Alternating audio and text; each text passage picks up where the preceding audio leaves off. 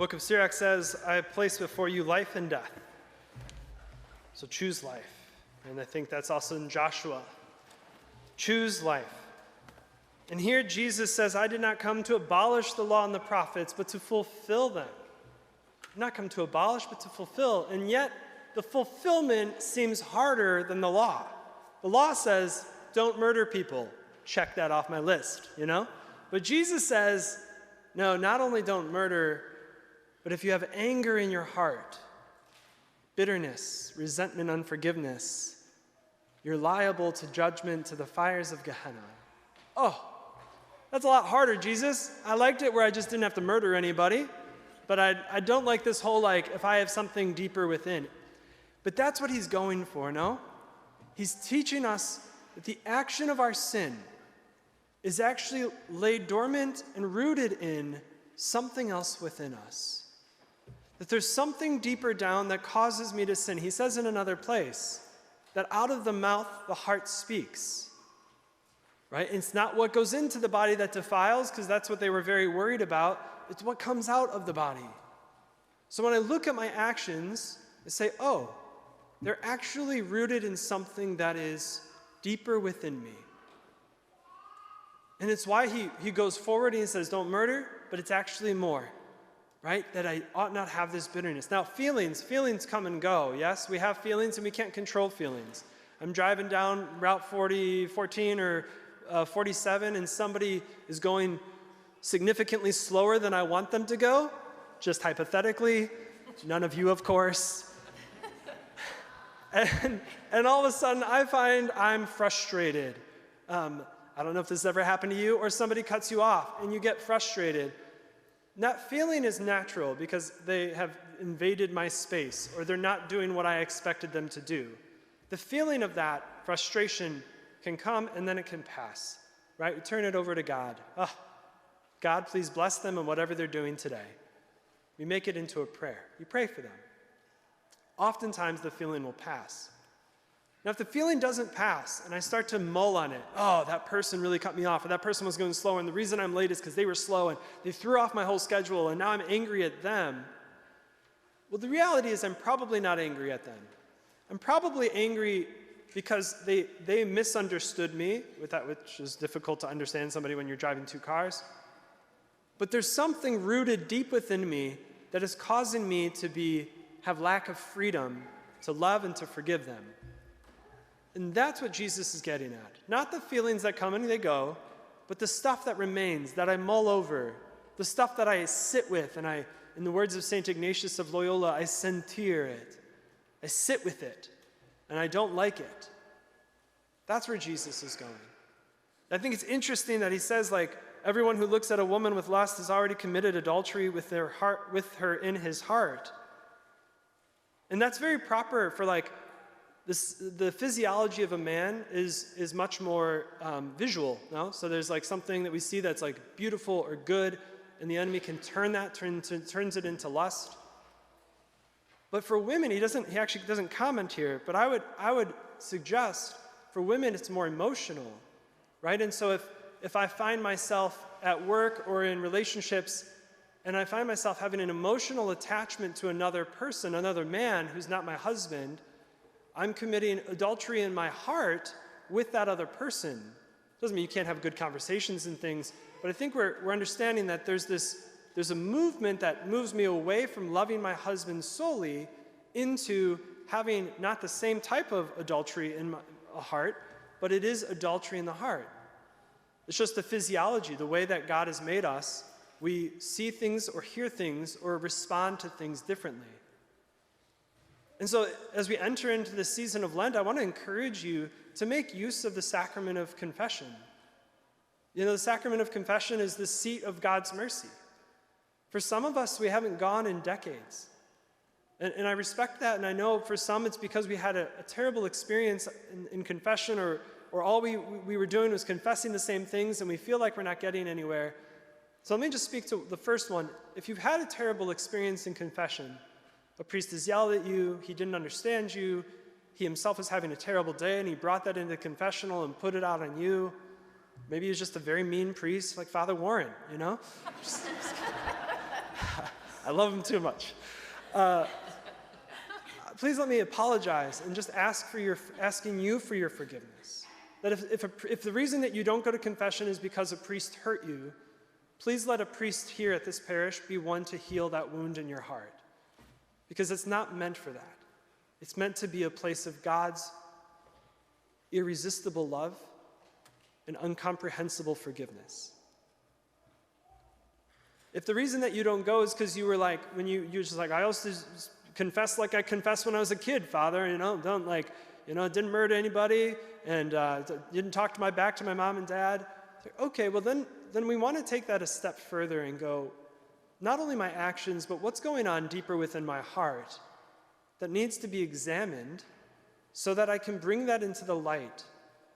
Because that unforgiveness, that bitterness, that rage, envy, hatred, all those things will prevent me from the joy of heaven on this earth and in the life to come. Because remember what Jesus says, the kingdom of heaven is among you. The kingdom of heaven is within you. The kingdom of heaven belongs to you. Well, that's great. Well, why don't I feel it? Probably because I got something going on. I got some sort of spiritual constipation, That's just what we got. When I haven't gone in a while, that's what I got, So I just want to encourage you as we enter into the season of Lent to make use of it. You'll see in my bulletin letter that I'm offering more confessions during the season of Lent, during the weekday itself, during my normal appointment time slots that I would normally have meetings. But I'm sort of pushing those to the side and inviting, if you have spiritual counseling and you're like, something's going on in my life, I need to talk, come into the sacrament of confession. Bring with you the heaviness of your heart and allow not only, here's what's going on in my life, but here's the root of it. And here's where I need some guidance. I was just reading this quote by St. Francis de Sales, who says, when you go to confession, pour your soul out to the confessor and receive his counsel in humility and openness. I thought it was interesting because somebody recently asked me, Father, is everything that the priest says in confession from Jesus? And I was like, well, not everything, But we can receive it and say, Jesus, what are you speaking to me through the words of the priest? And really, that's what we want to do. When we go into confession and we confess our sins as openly and honestly as we can, and if you don't know how to go to confession, first off, that's okay. We're here to help you. If you come into that confession and be like, Father, last time I went to confession was second grade and now I'm 53, that's okay. I don't even remember how. That's okay. We're here to help you. There's great apps, Ascension, Catholic Ascension company. They have amazing examinations online you can find. But to come in and to bring yourself with a heart that's open, and then when the priest shares with you wisdom, or if it's not wisdom, counsel, or he's trying to give you counsel, to receive that and say, Jesus, what are you speaking to me through that? Because we're human, so we bring our own stuff in there. Sometimes we don't understand fully and whatever might be happening. But to ask Jesus, what are you speaking to me through that? So when we look at this scripture, Jesus says, here's what the law says, but here's what I'm inviting you to go deeper, because this is where you're going to find great freedom. And this is where in the book of Sirach it says you choose life. So not only in my actions am I choosing life in this world, but even in the times that I have neglected to choose life, but I've chosen death, which is what sin is. I've chosen death. We talked about that in Rescued. I've chosen death, and therefore I need life. How do I get it? I go to the mercy seat. And when I go to the mercy seat, what do I receive? I receive the freedom. I'm purging myself of my sin, and I'm receiving the gift of divine life. It's why oftentimes, not every time, people will say I left out that confession and I felt this weight off my chest. My shoulders felt lighter. Doesn't happen every time, but sometimes you see people, they walk out and you're glowing, or they're dancing out, You're they got a little pep in their step. They've just unburdened their soul to the Messiah, and he's the only one that can do anything about it. And so here's the thing. I've seen incredible transformation when people choose to make confession a regular part of their life.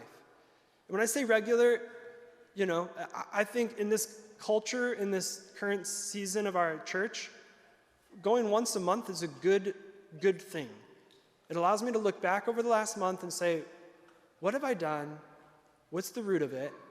And to kind of begin pulling up at those roots. But if you haven't been in a long time, going once a month may seem daunting. I think it's a good practice, but try to go once every 6 months. The church obligates us to go once a year. We have to go to confession once a year. So if it's been more than a year, come on back. But the reason is, because there was a season in the church, right, the church goes through ebbs and flows, where people felt so unworthy to receive Jesus that they wouldn't for years. They would feel like their soul was always in the place of sin, and so they wouldn't receive Jesus. So the church mandated that they receive Jesus once a year. I was like, the mandate isn't actually about confession. It's actually about receiving Jesus once a year in communion. And you have to do that during Easter season. And so the church says you have to receive Jesus once a year in Holy Communion during the Easter season. And in order to do that, you have to have your soul prepared. So during the season of Lent, go to confession, prepare your soul to receive Jesus at the Easter season. And so just wherever you're sitting, I just want to invite you to think about making confession part of your journey this Lent. If it's been a long time, come on back. If you go once every 6 months, come on back and maybe try going once or twice during the season of Lent. But making it part of your rhythm of life you will find great freedom, because when we start going regularly, we say, oh yeah, I'm committing the same sin, but I'm realizing it's coming from this place. It's like I'm not actually angry at the driver who cut me off or the person going too slow. I'm angry that I'm misunderstood. And that doesn't come from them. That comes from when I was younger and my family misunderstood me. And I want to